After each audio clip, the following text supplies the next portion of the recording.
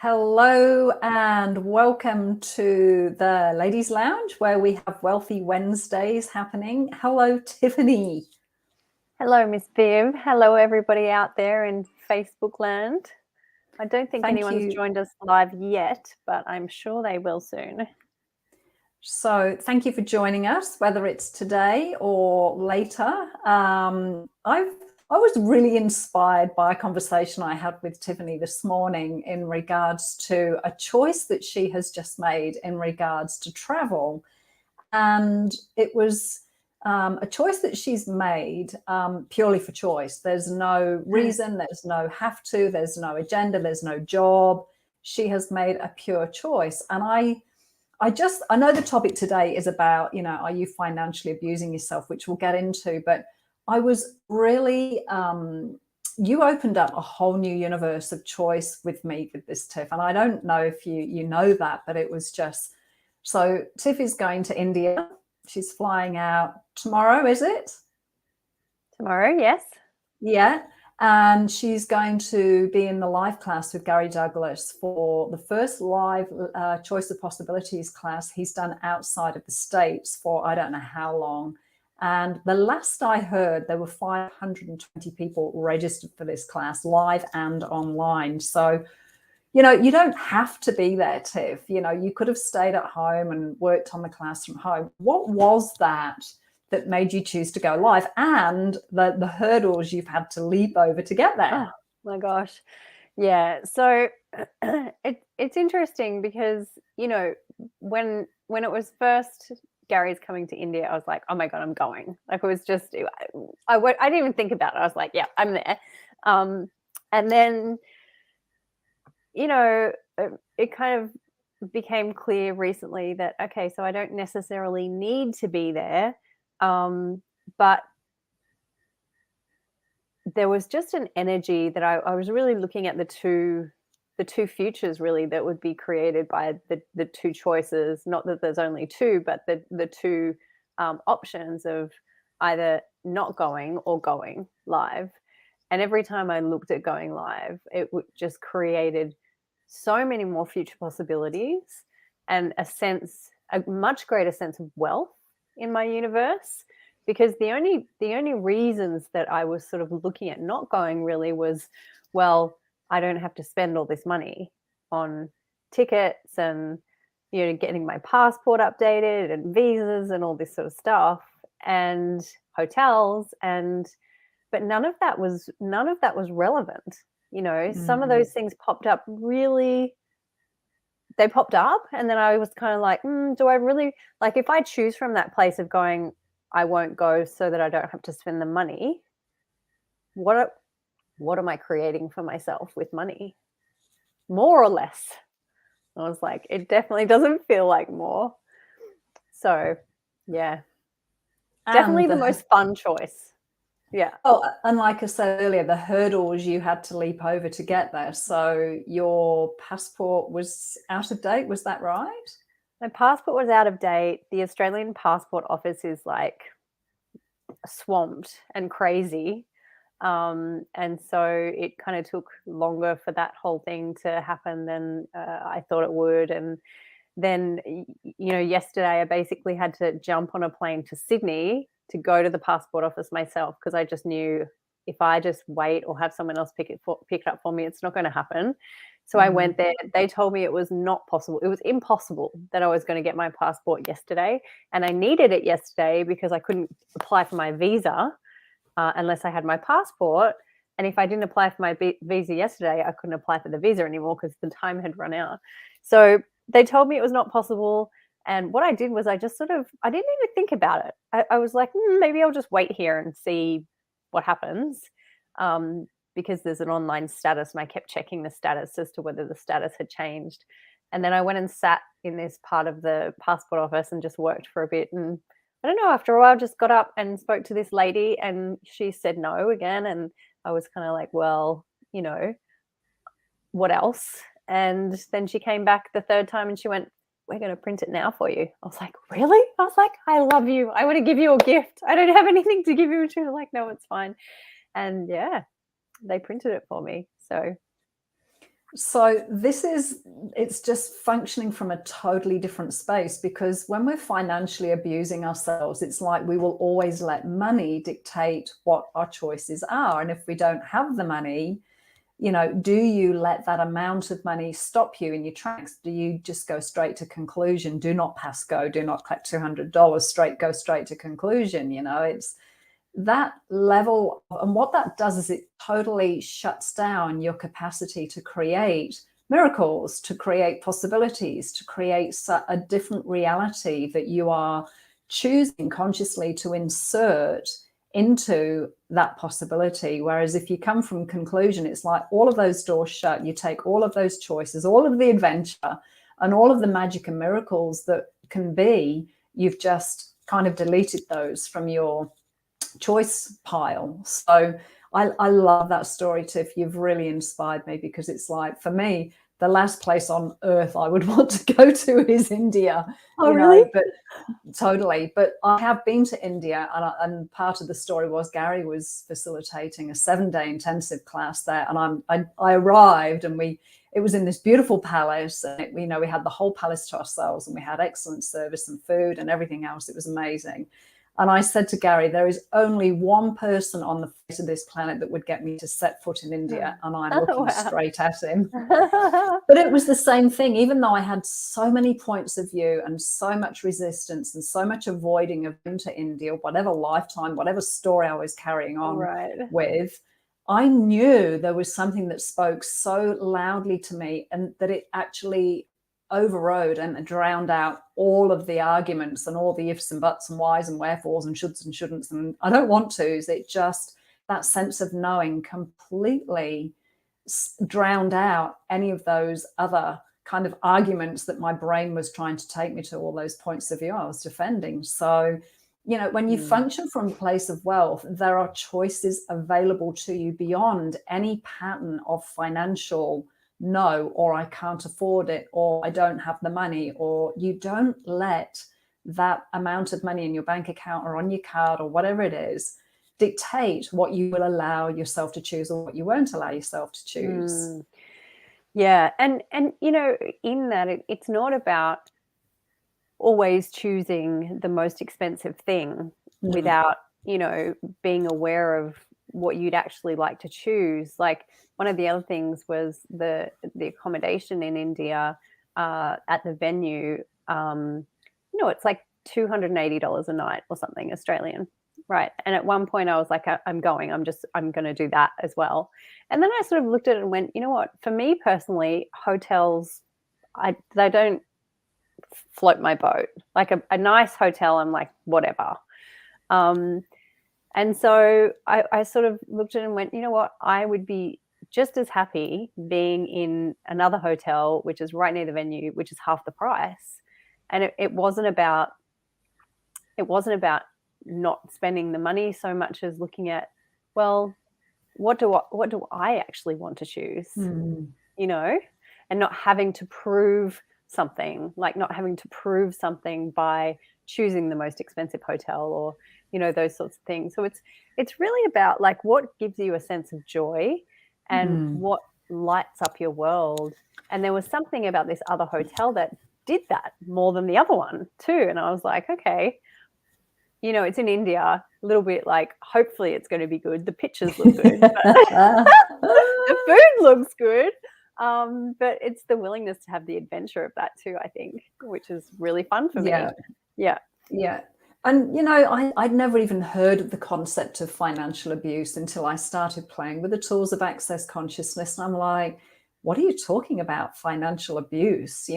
So it can show up in a myriad of ways. But what became really loud to me was everywhere I said I can't, or I can't afford it. And I was doing what I was talking about earlier. And what that did was it massively cut out what my body was indicating it would like. So I was nurturing and developing this new relationship with my body, where I started to let my body show me and invite me to a greater reality, and let it show me what it would like to eat, where it would like to live, how it would like to be clothed, the car it would like to ride in, the bed linen it would like to lay on, it, and the jewelry it would like to wear. It started to show me a very different way of caring for my body and caring for myself. So, and then I looked at how I was living and went, oh my God, I think back to the wardrobe I used to have. It's totally different to what it is now. I let my body pick out, and it finds the most luxurious of fibers and soft clothing. But again, like you said, Tiff, it's not about the dollar sign. It's about what my body asks for. So creating that communion with my body where it said, it wanted these pearls. And I'm like, where on earth am I going to get the money from that from? And my body said, don't worry about it. If you want them, we'll create it. I'll work with you to create what it is that I would like, which was another. What do you mean my body can create? My body can create things and create money and create wealth.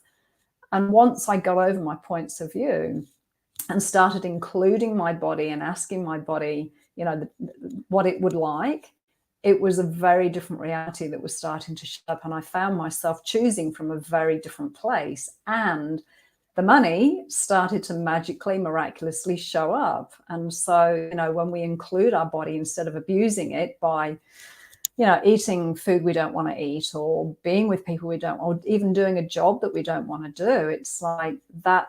Those levels of abuse that we do, financial abuse that we do, having to work for money or thinking that we've got to stay in a situation because of the money, it's like there's so many more choices available, become available from that space.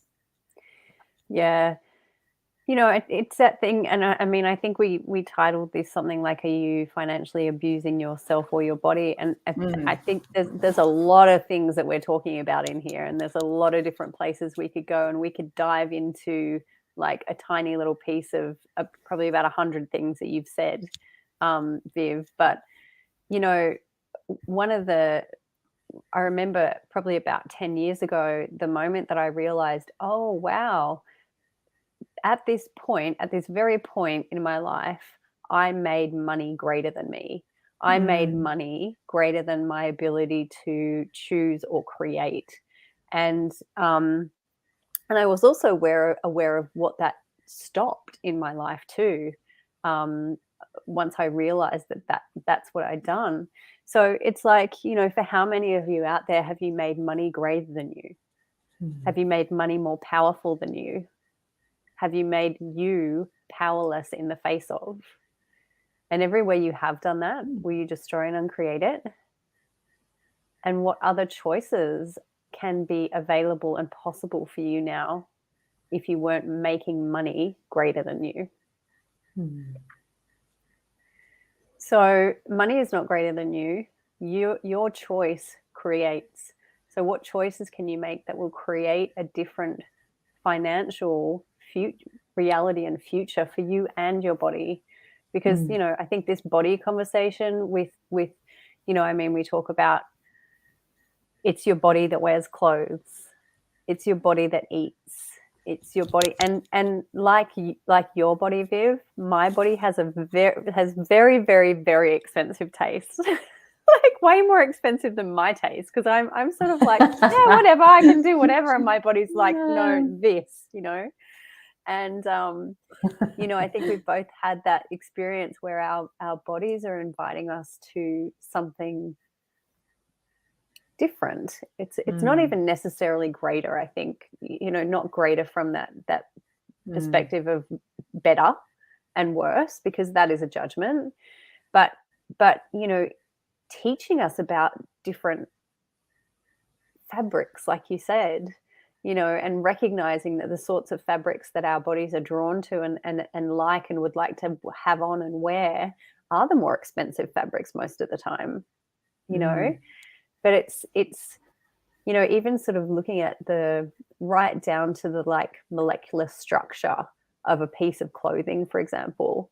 And you look at something, not always, but you look at something generally that's a little bit more expensive. Like I bought this amazing I should have worn it for you guys, this amazing gold thing that sits over my shoulder. It's all crocheted all along here, and it has these tassels that hang down all the way to the floor, and it comes up high up here too, and it's been handmade by these women in Mexico.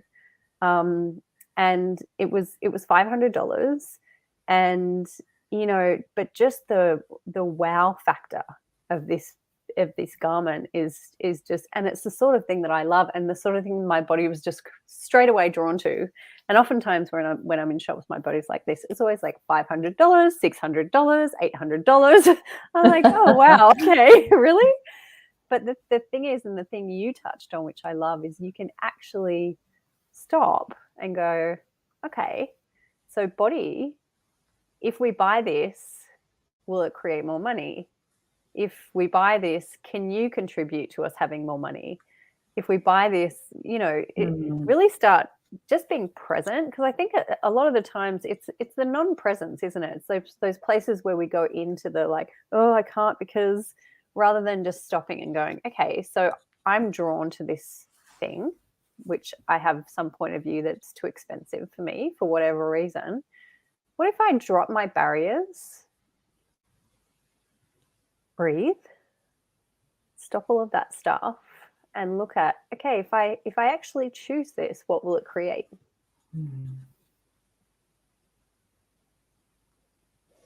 Yeah, and that point of, I just want to go back to something that you touched on earlier about, do we make money the source, or have we made money the source?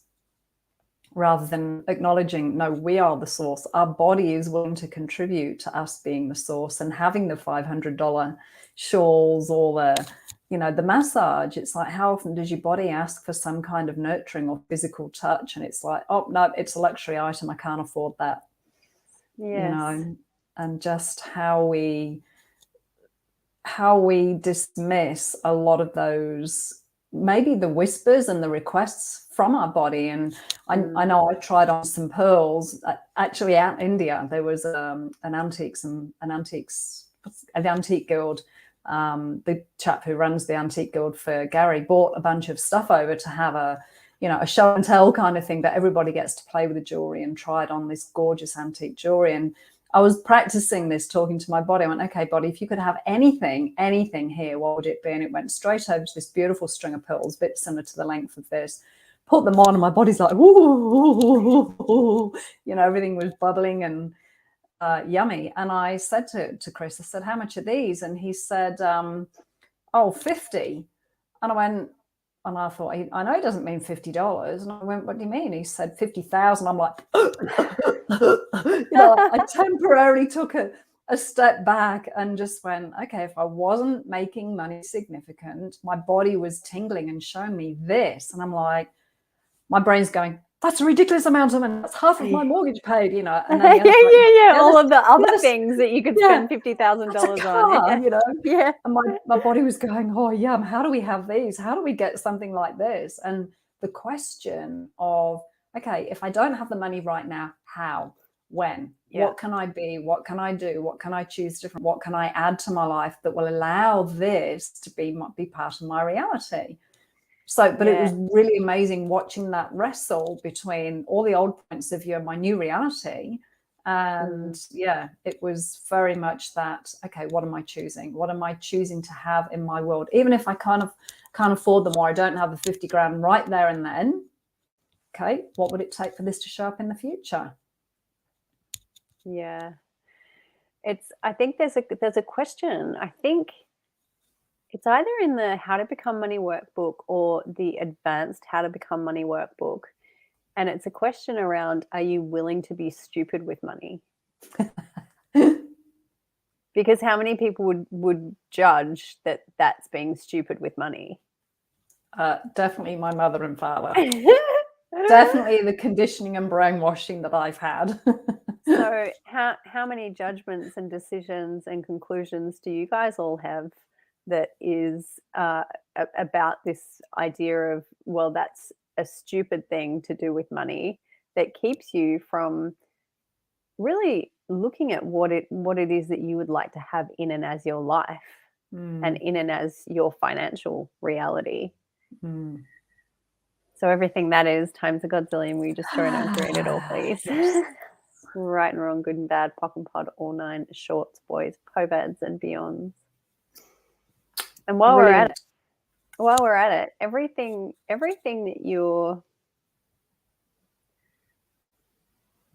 So what do I want to ask here? Everything that you're resisting about your true financial reality and everything that you're resisting receiving from your body and what it truly desires, everything that is, we destroy and uncreate it all. Yes. Right and wrong, good and bad, POC and POD, all nine shorts, boys, POVADs and beyonds. And what are you avoiding with not having the financial reality that you could have and you would like to have, and not allowing your body to lead you in what it knows with that? Everything that is times the God telling we destroy and uncreate it all. Right and wrong, good and bad, POC and POD, all nine shorts, boys, POVADs and beyonds. I always think it's all right to like sneak a clearing statement in at 20 minutes and 52 seconds in. You know, that it's like someone's stayed this long, that they, you know. So if you haven't heard that before, that is the Access Consciousness Clearing Statement. And if you'd like to know more about it, you can go to theclearingstatement.com where it's all explained. But it's basically a magic wand that starts to unlock you from all the places where you've locked yourself up. Yeah. Well, my friend, have a phenomenally fantastic, magically miraculous time in India. Please give that Mr. Douglas a big hug for me on behalf of me. I will. Have an awesome time, Tiff. I look forward to hearing you. about your adventures. Thank you. Thanks everyone for being here with us. Oh, sorry. I was just going to say, and I believe we're going to have somebody in the hot seat next week. So we will. If you want to jump in and have some facilitation, join us same bat time.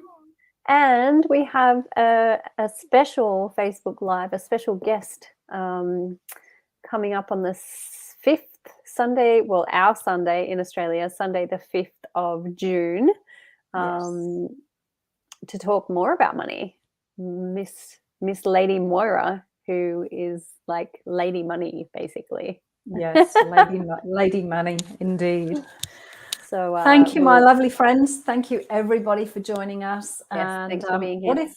What if you say, what would it take for me to have this? What if I could afford it? What will it take for the money to show up? Every time you catch yourself saying, I can't, or I can't afford it. What if I can? Yes, you can. You can. Thanks, everybody. Remember, you and your body are the saucy ones. Bye. Bye. Bye. Thanks, Tiffy. Thank you.